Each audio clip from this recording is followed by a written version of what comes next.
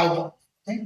අද අපි සෞඛ්‍ය හා ශාරීරික විෂයේ 8 ශ්‍රේණියේ තමයි වීඩියෝ පාඩමක් කරන්න බලාපොරොත්තු වෙන්නේ. විශේෂයෙන් 2026 වර්ෂයේ දෙවන පරීක්ෂණයේ මේ දවස්වල තියෙනවා. ඒ සඳහා ඔබට ඉලක්ක ලබා දීමට ප්‍රශ්න එන රටාවක් සහ ඒ සම්බන්ධ ප්‍රශ්න කිහිපයක් සාකච්ඡා කිරීම තමයි අද දවසේ මගේ වීඩියෝ පාඩමේ ආරම්භය. දැන් එවනම් අපි පාඩමට යමු. එමුමකට කෙටි ප්‍රශ්න පත්‍රයේ ලැබෙන ප්‍රශ්න රටාවන් කිහිපයක් පිළිබඳ අවබෝධය ලබා ගන්න මම වැඩි ප්‍රශ්න කිහිපයක් ලබා දෙනවා. ඒ අනුව අපි ගන්නවා පළවෙනි එක පාසල් සෞඛ්‍ය ප්‍රවර්ධන ප්‍රතිපත්ති අතරින් පාසලට නොගැලපෙන සෞඛ්‍ය ප්‍රතිපත්තිය වන්නේ දැන් මේ තියෙන පිළිතුරු වලින් අපි කියවල බලුවොත් ක්‍රමවත් තාපනශාලා ගැනීම ප්‍රතිපත්තිය ඊළඟ පිරිසිදු පානීය ජලය සැපයීම සෞඛ්‍ය ප්‍රතිපත්තිය ඊළඟට සෞඛ්‍යවත් නොවන ආහාර පාසලට ගෙනවීම අපි දන්නවා එවැනි ආහාර පාසලට ගේන්න ඕනේ නැහැ. ඒකට ඒක තමයි ගොඩක් කලාවට පිළිතුරයි ඉඳ අපිට ගන්න පුළුවන්. ඊට යට පිළිතුරන් ඒක සෞඛ්‍ය ප්‍රතිපත්තියක් කියලා අපිට ගන්න. දෙවන ප්‍රශ්නේ ආචාර ප්‍රතිපත්තික ඉදිරියෙහිවත් පෙරමුණු දිශාවට අංශක 180ක් ප්‍රතිවිරුද්ධ දිශාවට හැරීම හඳුන්වන්නේ මොන දිශාවද කියලා අපි දන්නවා 180ක් කියන්නේ වට භාගයක් කරකවීම අපි හඳුන්වනවා පසුපස දිශාව කියලා. ඊළඟට අපිට රුපියල් දීලා දෙනවා පහත උපස්ථානයේ A සහ B කොටස් මගෙන් දැක්වෙන්නේ. එතකොට අපි දන්නවා මේ දීලා තියෙන ඩිම්පයක් සහ ශුල්කානුවක්. එතකොට A වලින් පෙන්නන්නේ ශුල්කානුව, B වලින් පෙන්නන්නේ ඩිම්පයක්. එහෙනම් එවැනි පිළිතුරක් අපිට තියෙනවා මේක ළඟා ගන්න දෙවන පිළිතුර. ඊළඟට හිටි අරමුණු ක්‍රමයේ යොදා ගන්නා තරඟ ඉසව්වක් නොවන. හිටි අරමුණු ක්‍රමයේ යොදා ගන්නා තරඟ ඉසව්වක් නොවන. අපි දන්නවා මීටර 100ක් R100ක් අතර මේ තරඟ දෙකත් එක්ක පවතින තරඟ තමයි ඉන්දියානු ක්‍රමයේ යොදා ගන්න. ඉතින් හිටි අරමුණු යොදාගන්නේ නැත්නම් එහෙනම් මීටර 400 ගන්න. ඊළඟට කියනවා වොලිබෝල් ක්‍රීඩාපිටියේ දිග පිළිවෙලින් දැක්කන වර්ණය වන්නේ අපි දන්නා වොලිබෝල් ක්‍රීඩාපිටියේ දිග 9 මේ කොට දෙකක් තියෙන එකක් දිග එතකොට මීටර 18ක් වෙනවා. පළල මීටර 9ක් වෙනවා. පළල පිළිතුරු මේස් ලබා දෙන්න. ඊළඟ ප්‍රශ්න කීපයක ඒ අනුව දුන්න අපිට කියනවා සෞඛ්‍යයට බලපාන සත්‍යතා පාලනයට ගැනීම මගින් තමාගේ සෞඛ්‍ය තත්ත්වය දියුණු කර ගැනීම පුද්ගලයන්ට හැකියාව ලබා දීමේ ක්‍රියාවලිය අපි දන්නා මේ නිර්වචනයේ සෞඛ්‍ය ප්‍රවර්ධනය කියන නිර්වචනය එහෙනම් අපිට සෞඛ්‍ය ප්‍රවර්ධනය කියන පිළිතුර ගන්න. ඊළඟට ආත්ම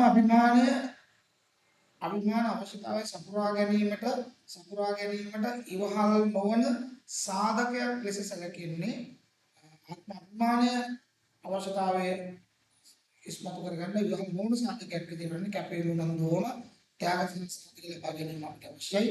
වැඩිහිටියන්ගේ ආදර්ශ කිරීම ඊළඟට අපිට මෙන්න මෙතන තියෙනවා ඉන්සරෙන්ට් වීම හෝ මුසලකා හැරීම ඒක අපේ ග්ලෝබල් කන්සෙප්ට් එකක් වෙනවා.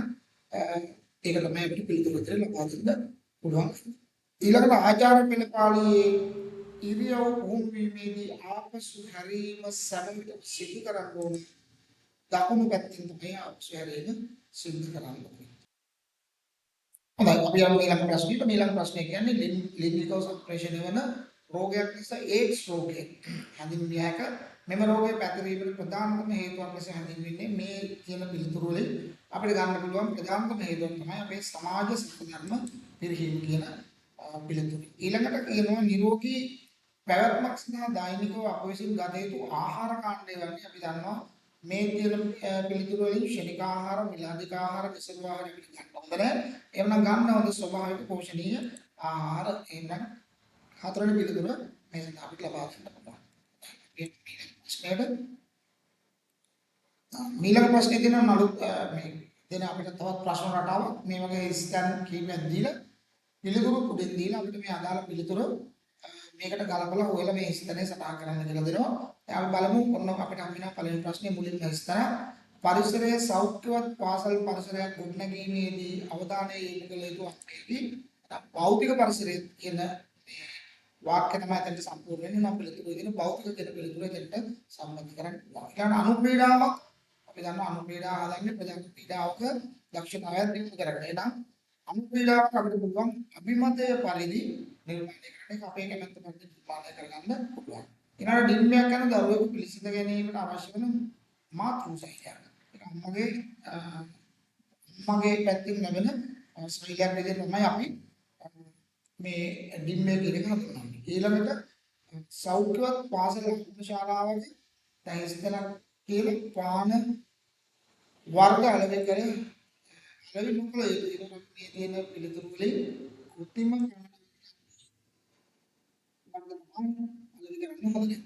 ඊළඟට පස්වෙනි එක දුර පැනීම අපි දන්නවා දුර පැනීම තිරස් පැනීමයිති කිසාවක කියන අපිට එතන තිරස් කියන පිළිතුරු ලබා දෙන්න. මේ වගේ ප්‍රශ්නයක් ආවොත් ඔබට මෙන්න මේ ආකාරයට පිළිතුරු සපයා ගන්න පුළුවන්. අපි ඊළඟ ප්‍රශ්නයට යමු. ඊළඟ ප්‍රශ්නකට වෙන්නේ ඔන්න හරි වැරදි දාන්න. ඒ අනුව දක්වා ඇති ප්‍රකාශ නිවැරදි නම් හරි ලකුණක්, වැරදි නම් වැරදි ලකුණක් මේ වර්ගයේ යොදන්න කියලා කියනවා. ඒ අනුව බීමට සුදුසු ජලයේ pH අගය අපි දන්න මේක මනින්නේ pH අගය.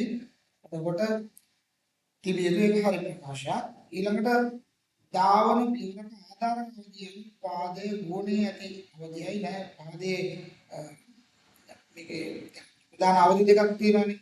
පියාසරික අවධිය සහ ආධාර අවධිය කියන ආධාර අවධියදී පාදයේ පොළවේ ස්පර්ශ වෙලා තියෙනවා. මේ ප්‍රකාශය වැරදි ප්‍රකාශයක්. ඊළඟට කණ්ඩායම් ක්‍රියාකාරකම යෙදීම මගින් එකිනෙකා හඳුනා ගැනීමට හැකි වේ. ඒක හරි ප්‍රකාශයක්. ඊළඟට පුරුෂයෙකුගේ ජීවිත කාලය පුරා නිෂ්පාදනය කිරීම සිදු නොවේ. ඒක වැරදි ප්‍රකාශයක්. ජීවිත කාලයේදී නිෂ්පාදනය කිරීම සිදු කරනවා. ඊළඟට ඉලක්කයට පිරිනමමු යන පීඩාව වොලිබෝල් පීඩාව හා සම්බන්ධ පීඩාවක්. ඔබේ ඉගෙනගත්ත සමහරක් ඒ වොලිබෝල් පීඩාවට ඥාන අනුපීඩන ඉදිරි ඉලක්කයට පීඩාව දැක්වෙනවා. ඊළඟ ප්‍රශ්නයට අපි යමු. ඊළඟට අපි ඔයගොල්ලන්ට ලබා දෙන්නේ දෙවන ප්‍රශ්න පත්‍රය අපිට ලැබෙන ප්‍රශ්න ආවලින් සමහර වර්ෂවල ප්‍රශ්න 8ක් දීලා දෙනවා. සමහර වර්ෂවල කෙටි ප්‍රශ්න 10ක් දීලා දෙනවා. එහෙනම් තමයි පළවෙනි ප්‍රශ්නය දෙන්නේ. එවනම් අපි බලමු පළවෙනි ප්‍රශ්නය කොහොමද පිළිතුරු සපයන්නේ කියලා. දැන් අපිට කොහොමද දුන්නත් මේ පළවෙනි ප්‍රශ්නෙට පොඩි සාකච්ඡාවක් අපිට දෙනවා. දැන් මෙතන දෙන්නේ සෝමන විද්‍යාලයේ ඉගෙනුමට සුදුසු පරිසරයක් කරන මනා සෞඛ්‍යවත් සෞඛ්‍ය පැවැත්මක් අනුගමනය කරන සිසුන්ගේ යුත් පාසලක අපිට ඒකෙන් පොඩි අදහසක් දෙනවා. ඒ සෞඛ්‍ය පරිසරයේ සෞඛ්‍ය ප්‍රවර්ධනය වගේ පාඩමකින් ලැබිච්ච ප්‍රශ්න කිහිපයක් මේ ප්‍රශ්නේ ඇතුලේ තියෙනවා. අපි ඒ කියන්නේ පළවෙනි ප්‍රශ්නේට ඒ කියන ඉහළ ලක්ෂණ මේ පාසල කුමන පාසලකද කියන්නේ සෞඛ්‍ය ප්‍රවර්ධන පාසලක් විදිහට මේක හඳුන්වන්න පුළුවන්. ඊළඟට අපි කතා කරන්නේ සෞඛ්‍ය ප්‍රවර්ධන උපාය මාර්ග දෙකක් කියන්නේ අපි සෞඛ්‍ය ප්‍රවර්ධන උපාය මාර්ග ඉගෙන ගත්තා. සෞඛ්‍ය සේවා සංවිධානය කිරීම, සෞඛ්‍ය ප්‍රතිපත්ති හැදීම, සෞඛ්‍යයට හිතකර පරිසරයක් ගොඩනැගීම, වර්ධනය කිරීම, ප්‍රජාදායකත්වය ලබා ගැනීම වගේ පිළිතුරක් තමයි මේ සඳහා බලාපොරොත්තු වෙන්නේ. ඊළඟට තුන්වෙනි ප්‍රශ්නේ ප්‍රතිපත්ති සාකච්ඡාවේදී අනුගමනය කළ යුතු ක්‍රියාමාර්ග දෙකක් අපෙන් අහනවා. අපි දන්නවා සුවිශේෂී වෙන්න ඕන, මනින්න පුළුවන් වෙන්න ඕන, ඒ වගේම ළඟාවිය හැකි එකක් වෙන්න ඕන, ඊළඟට යථාවාදී වෙන්න ඕන, ඊළඟට කාලය නිශ්චිත වෙන්න මෙන්න මේ වගේ කාලවකවානුවකට අපිට මේක කරලා ඉවර කරන්න පුළුවන් කියන අදහස මේකේ තියෙනවා. ඊළඟ ප්‍රශ්නේ කියනවා පාසලක් තුන ක්‍රියාත්මක කර හැකි සෞඛ්‍යයට හිතකර ප්‍රතිපත්ති දෙකක් ලියන්න. එතකොට අපි අර ඉස්සරහින් ඉගෙන ගත්ත ඔය සුවිශේෂී බව, මැනිය හැකි බව, ළඟාවිය හැකි බව වගේ කියන ඒ කියන ක්‍රියාමාර්ග ප්‍රතිපත්තියක් හදනකොට සලකන ඒවා මේකේ ක්‍රියාත්මක වෙන්න ඕන. ඒ අනුව අපිට පුළුවන් පාන්තික පවිත්‍රතාවයේ වැසිකිලි පහසුකම් පවිත්‍ර කිරීම, ඊළඟට ක්‍රීඩා පහසුකම්, විශේෂඥානී පහසුකම් වගේ කටයුතු ශිෂ්‍යයන්ට ලබා දෙන්න අපිට පුළුවන් වෙන්න ඕනේ. එතකොට ඒ වගේ පිළිතුරු තමයි මේ ප්‍රශ්නේදී අපෙන් බලාපොරොත්තු වෙන්නේ. පස්වෙනි ප්‍රශ්නේ කියනවා සෞඛ්‍ය සේවා ප්‍රතිසංවිධානයේ සහායක කරගන්න හැකි ආයතන දෙකක් අපිට කියන්න කියනවා. ඊට සඳහා අනිත් බොහෝ වල සෞඛ්‍ය දායකයන්ගේ නිදහස් දේශාන වගේ අපිට මේ සඳහා දායක කරගන්න. හොඳයි. ඊළඟ ප්‍රශ්න කිහිපයට යමු. ඒක කියන්නේ සෞඛ්‍ය ප්‍රවර්තන පාසල භෞතික පරිසරය දෙකේ අංග දෙකක්. එතකොට අපිට මේ අංග දෙක කියන අන්තර්ගත පුළුවන් පිරිසිදු වාතය පිරිසිදු භූමිය ඒ වගේ අංග අපිට දේශනා නම් කරලා පෙන්නන්න පුළුවන්කම තියෙනවා. ඊළඟට පාසලක සෞඛ්‍ය ප්‍රවර්ධනයට දායකත්වය ලබාගත හැකි පුද්ගලයන් දෙදෙනෙකු නම් කරන්න කියලා අපිට කියනවා. අපිට ඒ පුද්ගලයන් ඉන්නවා නම් කරගන්න පොලිස් නිලධාරීන්, මහජන සෞඛ්‍ය නිලධාරීන්, ග්‍රාම සේවා නිලධාරීන් වගේ නිලධාරීන් දේශනා අපිට නම් කරගන්න. ඊළඟට කියනවා පාසල් සෞඛ්‍ය ප්‍රවර්තන වැඩසටහන් සඳහා දායක කරගත හැකි ආයතන දෙකක් කියන්න. මේ සඳහා අපිට ආයතන වල පීසිය පන්සල ඒ වගේම අපිට මේ සඳහා දායක කරගන්න. ඊළඟට අපිට කියනවා යහපත් මනෝසංඥානීය පරිසරයක පැවතිය යුතු අංග දෙකක් කියන්න කියලා අපි ගන්න උපදේශ පාසලෙන් තියෙන සුරක්ෂිතතාවය වගේ දේවල් මේ සඳහා පිළිතුරක් දෙන්න.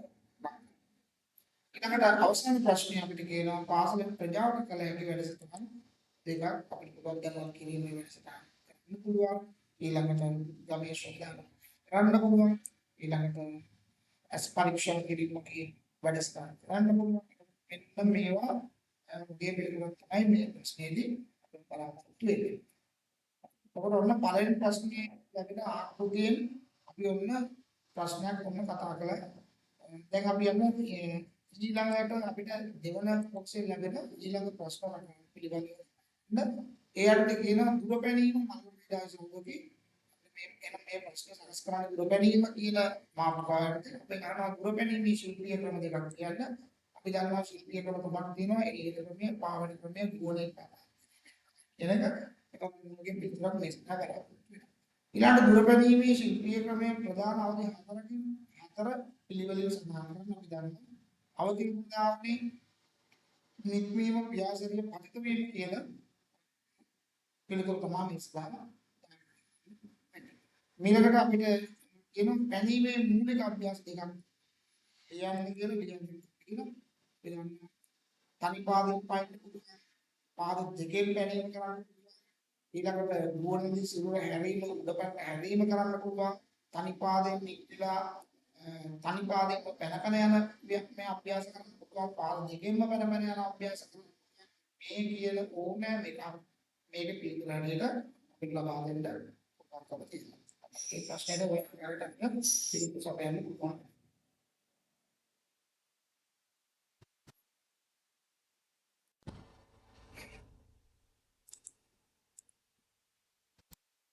ඊළඟ ප්‍රශ්නය අපෙන් අහන්නේ ප්‍රජනන පද්ධතිය අසිරිය රැක ගැනීම තුළින් මානවයාගේ පැවැත්ම වේද මේ ප්‍රජනන පද්ධතිය ගැන ලැබිච්ච ප්‍රශ්නයක්.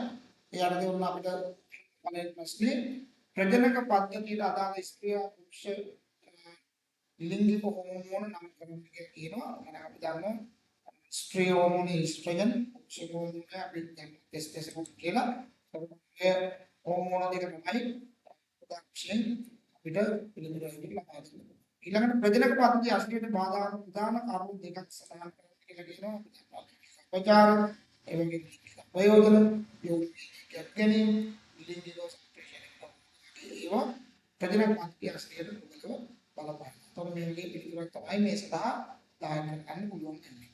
ඊළඟට තුන්වෙනි ප්‍රශ්නේ අපි ගන්නවා ප්‍රජනක පද්ධතියේ අසිරිය රැක ගැනීම සඳහා අනුගමනය කළ යුතු ක්‍රියාමාර්ග දෙකක් ලියන්න කියලා. අපි දන්නවා මේ පිළිබඳ ප්‍රජනක පද්ධතිය පිළිබඳ දැනුවත් වීම කරන්න. ඊළඟට සෞඛ්‍යවත් චර්යාවන් අනුගමනය කරන්න. ඊළඟට සමාජ වටාපත ආරක්ෂා කරගෙන ගෞරව ජීවත් වෙන්න පුළුවන් වෙනවා. එතකොට මෙන්න මේ වගේ පිළිතුරක් තමයි මේ ප්‍රශ්නයට අපිට ලබා දෙන්න පුළුවන් වෙන්නේ. ඊළඟ ප්‍රශ්නයට අපි යමු. ඊළඟ ප්‍රශ්නය අපිට ලැබෙන්නේ විධිමත් ඒකාකාරී හා චමත්කාර ජනක නිවැරදි ඉරියව් පවත්වා ගැනීමේ අවස්ථාවක් ලෙස ආචාර පෙළපාළි ඉරියව් දක්වනවා. මේ කතා කරන්නේ ආචාර පෙළපාළියේ කරන කාර්ය. ඒ අර්ථයෙන් පෙන්නන පළවෙනි ආචාර පෙළපාළියේ ඇතුළත් විධිමත් නිවැරදි ඉරියව් අවස්ථා දෙකක් ලියන්න. ඒතකොට අපි දන්නවා නිවැරදි හැරීම් තියෙනවා, කල්පලීම් තියෙනවා, ගමනේයන් තියෙනවා, නැවතීම් තියෙනවා, සම්මාන දැක්වීම් තියෙනවා. ඔන්නෝවා තමයි නිවැරදි ඉරියව් වශයෙන් අපිට මේකට ලියන්න පුළුවන්. ඊළඟ ප්‍රශ්නේ කියනවා ගමනේ යාම යන පදයන් ගමනේ යාමේ ප්‍රභේද දෙකක් සඳහන් කරන්න කියනවා. අපි දන්නවා ගමනේ යාම කියලා කියන්නේ ඇවිදීමේ ඉරියව් ඒකාකාරීව රිද්මානුකූල විධානයකට සිදු කරන අවස්ථාව. ඒ අතර ප්‍රභේද දෙකක් තියෙනවා ශීඝ්‍ර ගමනේ යාම සෙමින් ගමනේ යාම කියන. ඔබ මෙන්න මේ පිළිතුරු තමයි මේ ප්‍රශ්නෙට මම බලාපොරොත්තු වෙන්නේ. ඊළඟ තුන්වෙනි ප්‍රශ්නේ අපිට කියනවා ආචාර පෙළපාලියක හැරීම් ප්‍රධාන ඉරියව් දෙකක් ලියායින් එක් ඉරියව්වක් සිදු කරන ආකාරය කෙරෙහි පැහැදිලි කරන්න කියලා. එතකොට මම ඒ සඳහා ඔබට සම්පූර්ණ සටහනක් මේකේ දාලා තියෙනවා. හැරීම ආපසු හැරීම කියලා. එතකොට අපි දන්නවා මෙන්න එකක් මම විස්තර කරනවා ඔයගොල්ලන්ට මම හැරීම. ඔබ දැනට මුහුණා සිටින දිශාවෙන් අස්පානුවක් වම් පැත්තට හැරීම. මේදී ඔබගේ වම් පාදයේ විලුඹ සහ දකුණු පාදයේ පායමි උපයෝගී කරගෙන මේ හැරීම ක්‍රියාව සිද්ධ කරනවා. එතකොට ඔක අනිත් පැත්තට තමයි දකුණට හැරීම කියලා කියන්නේ. එතකොට ආපසු හැරීම කියලා කියන්නේ අංශක 180ක් දකුණු පැත්තෙන් තමයි හැරෙන්න ඕනේ. දකුණු පසින් තමයි හැරීම සිද්ධ කරන්නේ. එතකොට මෙන්න මේ වගේ පිළිතුරු තමයි මේ සදා වෙන බලාපොරොත්තු වෙන්නේ. හොඳයි ඊළඟ ප්‍රශ්නයට යමු. ඊළඟ ප්‍රශ්නය අපිට කියන්නේ වොලිබෝල් නෙට්බෝල් පාබන්දු ක්‍රීඩාවල නිරත වීමෙන් විවේකයේ පළදාන ලෙස ගත කරන හැකි. වාක්‍යයක් අපිට දෙන්න මේ වොලිබෝල් සහ නෙට්බෝල් පාබන්දු ඒ වගේ ක්‍රීඩාවලින් ප්‍රශ්නයක් නෙවෙන්නේ.